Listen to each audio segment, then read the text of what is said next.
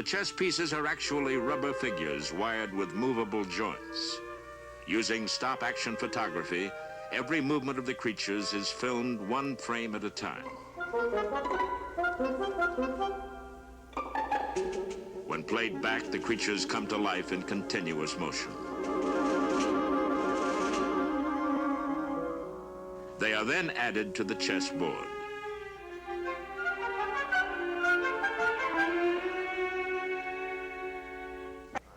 The Falcon, in which the intrepid adventurers are traveling, is in fact a model. Designed and built by a Hollywood special effects house, it is photographed by a computer-controlled camera.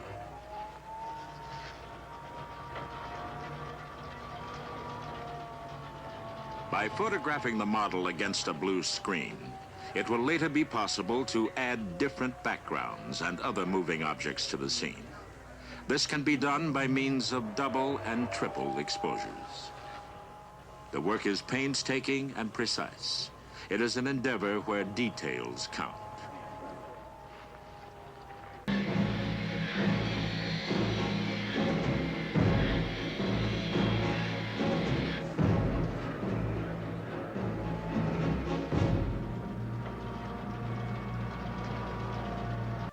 To match the director's concept for this scene, without actually building a huge and expensive set, the filmmakers resort to what is called a glass painting shot. Thousands of miles from the stage in England, a California artist paints a background on glass that will later surround the scene in which Alec Guinness appears.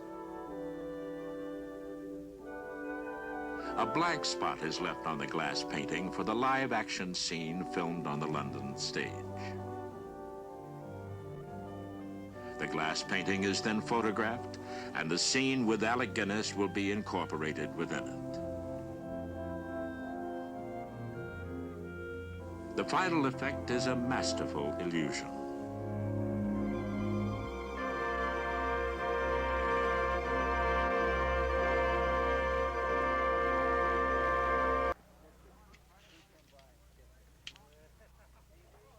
For the space-age dogfight, detailed models are used.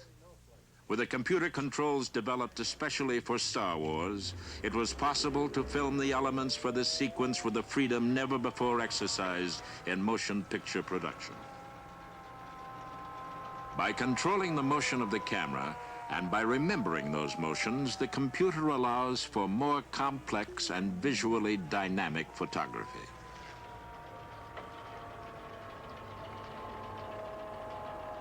Again, the models are photographed against blue screen to allow for the placement of other elements into the scene.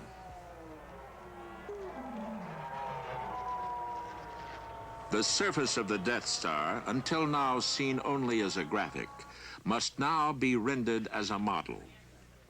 To effect attacks on the model by the rebel planes, explosions are sometimes triggered by primitive mechanisms. Similarly, the miniature planes are wired with small charges.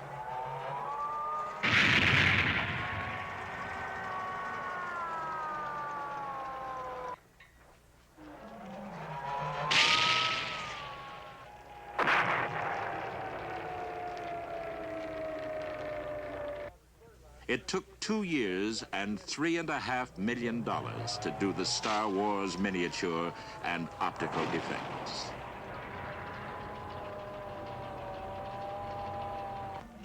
This camera provides a pilot's eye view of an attack on the Death Star.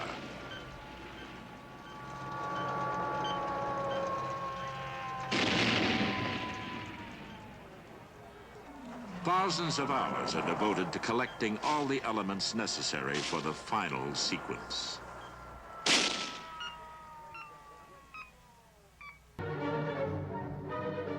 It's about painstaking craftsmanship. It's about the teamwork required to place a dream on film.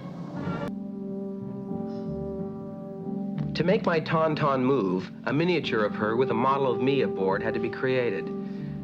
That was then photographed one frame at a time through a process known as stop-motion photography at our special effects studio near San Francisco. Okay.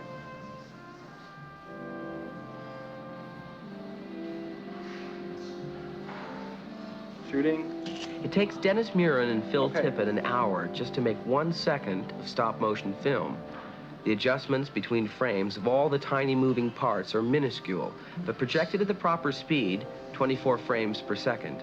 These individual movements will flow seamlessly together. They're actually models which can be carried in the palm of your hand. They were filmed against background paintings and snowscapes months later. The models came in several sizes to match the scale of different live-action shots. The artificial snow is made out of baking soda and microscopic glass bubbles. It took 9 months to design and build these models.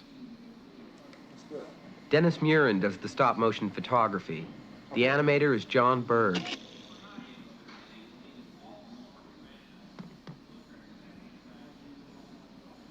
Once again, each articulated part of the model must be moved, no more than a fraction of an inch between each single frame exposure in these stop-motion sequences.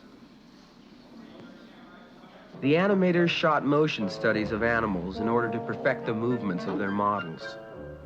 The snow walkers followed in this elephant's footsteps.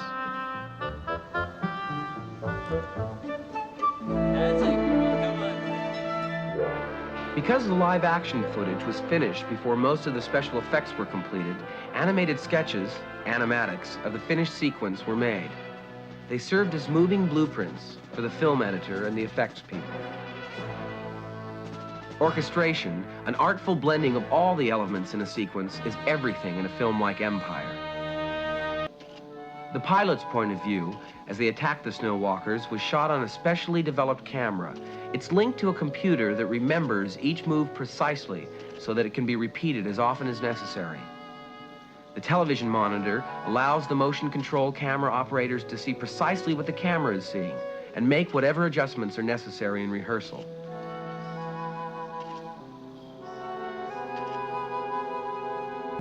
The speeder's flybys were done with models against a blue screen. The blue screen provides a neutral background so that still more elements can be added to the shot later. This speeder is one of the planes taking part in the snow battle. What the special effects people are doing under Richard Edlund's direction is arranging for it to be blown out of the sky. Okay, why don't we hit the blue screen? Okay, that's, okay, right there. Okay, back up to the next position. This model is specially constructed so that it can carry a small explosive charge and break apart when it's fired. All right, let her go. The explosion will be triggered electrically. Bang, bang. Yeah, Right. that's it. Okay, should we load it? The explosive charge is a secret concoction formulated to explode spectacularly and burn colorfully. The shot will be made by a high-speed camera that will, in effect, extend the shot so that the small model will look like a full-scale plane under realistic attack. Set her down easy. The special effects team has worked 8 hours to create this shot. It will last just over 1 second on screen.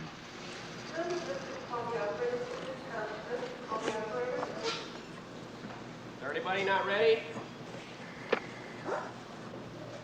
Everything's armed, ready to go. Okay. Light the smoke. Okay, let her go.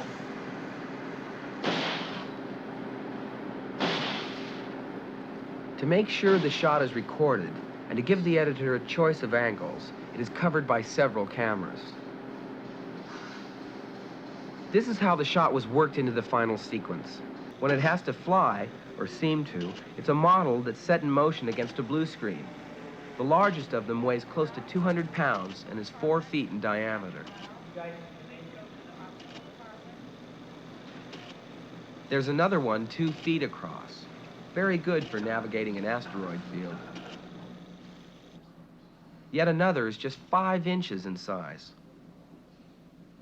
The smallest is only 2 inches.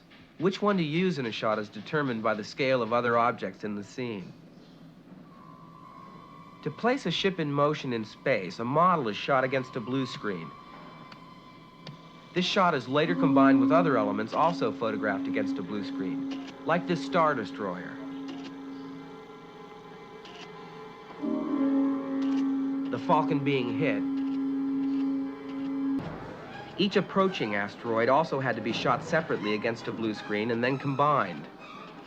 A blue screen's blue registers clear when printed on black and white film. From this film, two mats are created, one black on white, the other white on black.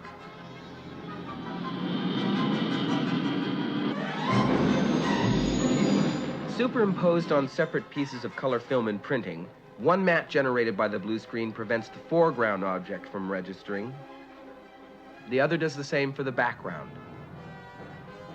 All the different elements created through blue screen photography must be perfectly aligned when the final composite color print is made.